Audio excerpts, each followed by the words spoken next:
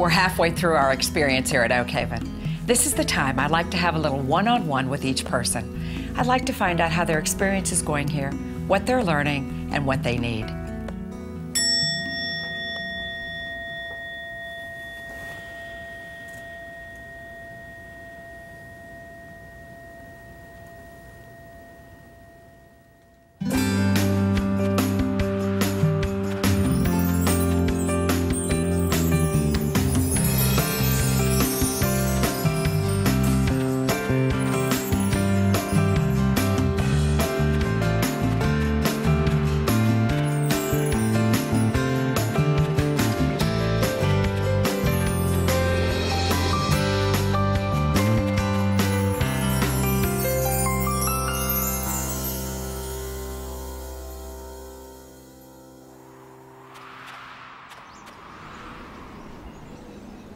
When I hear that bell, everything else stops. It's almost like saying me time.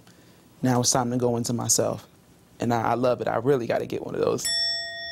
Julie, what do you think about the bell? The bell reminds me to stop for just a minute and catch my breath. Sort of like Oak Haven is. This is a place where you can catch your breath. Tell me what's going on. I love Oak Haven. Everyone's so friendly. I was a little apprehensive about how people would look at me, and I felt kind of shy, and I wanted to kind of go into my little corner, but that won't last long because it's just not my personality. I have to speak, I have to let it out. But I was welcomed, and you brought me in with open arms, and it just automatically helped me put down that wall and show who I was.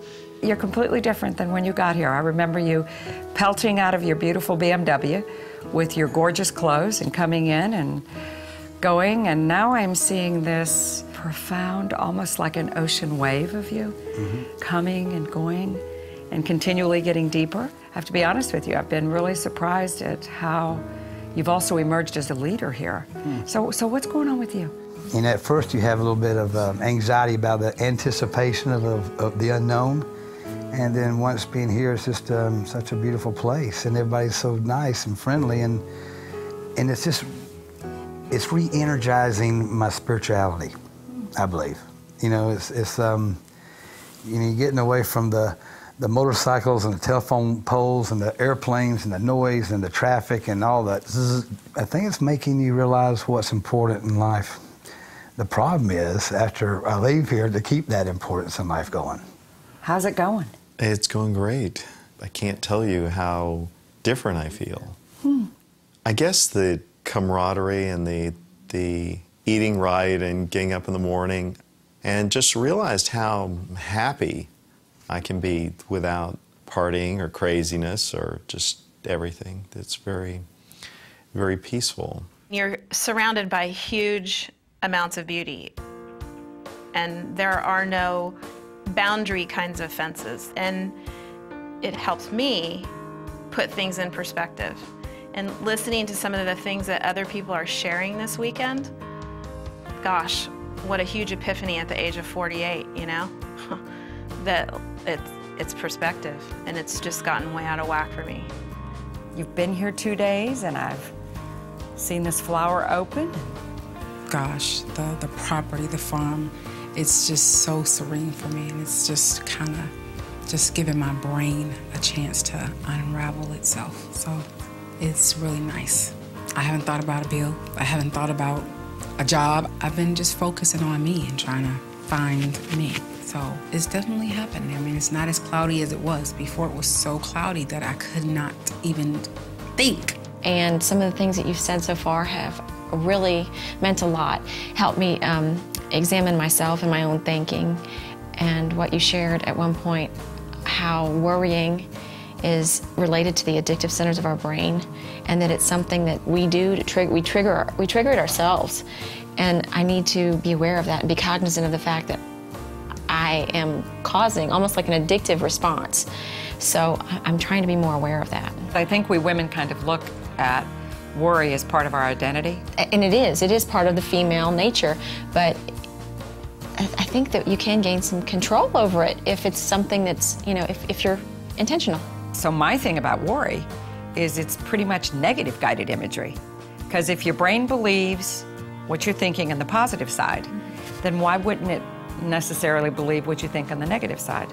92% of the things we worry about never happen to us. So that I keep rehearsing this wisdom in my mind, you know, to try to remember it so that when I'm in the carpool line, instead of stressing out, I can have a moment of, you know, imagery and try to be in control of it.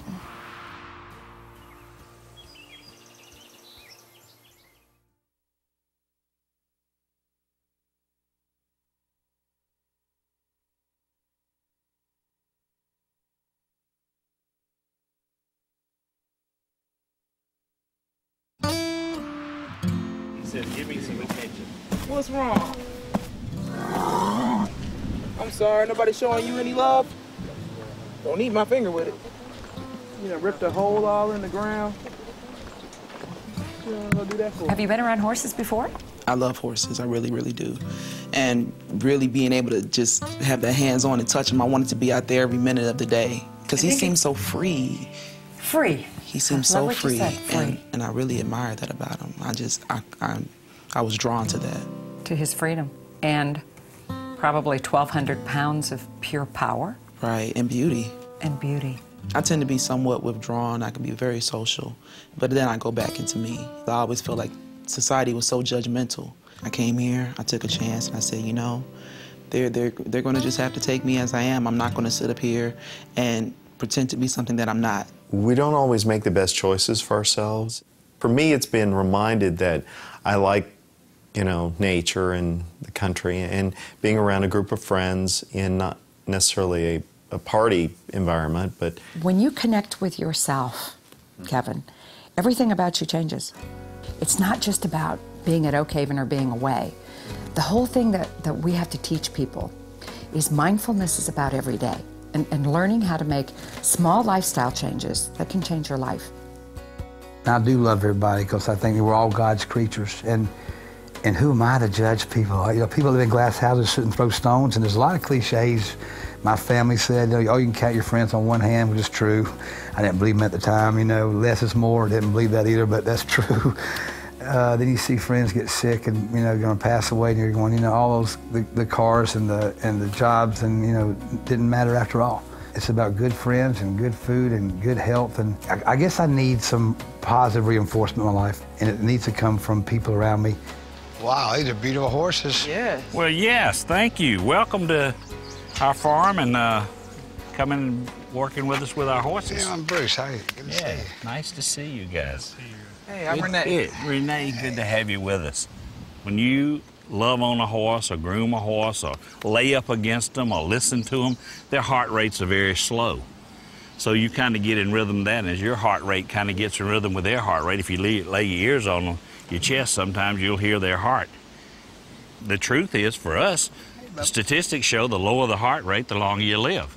So the lower our heart rate, like you lower the blood pressure. Right. The lower your blood pressure, the longer you live. Now you got me excited. That's right, we do. Stand close to the horse. Right. And just pull this down him. He likes it, it scratches him. One thing it does is stimulate endorphins in him. You'll see just a little bitty hair coming off of him there. And these, like I said, these are very gentle guys, so they don't mind you brushing on them, they want you to. Okay. Even a mane, they like that. They shed even some of that, so then you can brush them. All right, I'll let you work. She just needs a brush mainly. Yeah, that's great. That's good babies. And she likes it. And if you notice them, as you get to brushing them, most of the time their heads will drop low, and it's because they're getting relaxed. And it's amazing, the more you do that too, you'll be surprised. You'll get more relaxed. As her blood pressure and pulse go down, your blood pressure and pulse go down, and then you've got a heck of a health benefit right there. Great. Well, that's good. For each person that I'm meeting with, I've spent a lot of time thinking of a word that I wanted to give them, that I thought might help them as they prepare to leave Oak Haven. And as I've watched you through these last days with the immense changes in you, and I see this new you emerging that you're actually fertilizing and paying attention to, the word has to be joy. It is a spiritual word. It is a divine word. It is the word of the holy. It's like the seed that was in you from before your birth that was so powerful that you felt you had to manage it. And up here for these days you thought, I don't have to manage anything. I get to get that watering can to this seed of joy and pour all the water and fertilizer and light that I can on it. My word for you is commitment. Commitment. Okay. You emulate what needs to be in the world. Well, thank you. And what I see, though, is you come here and do that in your pure state. Before you leave here, I'm wishing for you, because you'll be here for a few more days, is I hope that you can have a commitment to the practices. And think of it as, what's practice mean? Practicing. Right. You practice till our last breath. When you're on your last breath, and you're laying there, sitting there, and you're to go to the next realm, you can sit there and smile and go, I committed to practicing this, and my life is different. So if I had to name one word that I would want to give you before you left is confidence. But I really believe in the amazing power of new beginnings and learning new ways to live. And I think your greatest part of your life is ahead of you. Well, y'all have done an amazing job on them. They're back to looking like ladies and gentlemen now. Well, thank y'all for coming down and being with us. Thank you very much. Thank you. We enjoyed having you. Thanks, Coach. Thank Appreciate you. having me. Absolutely. Thank you so Thank much. you. We are very grateful. And these guys are very grateful.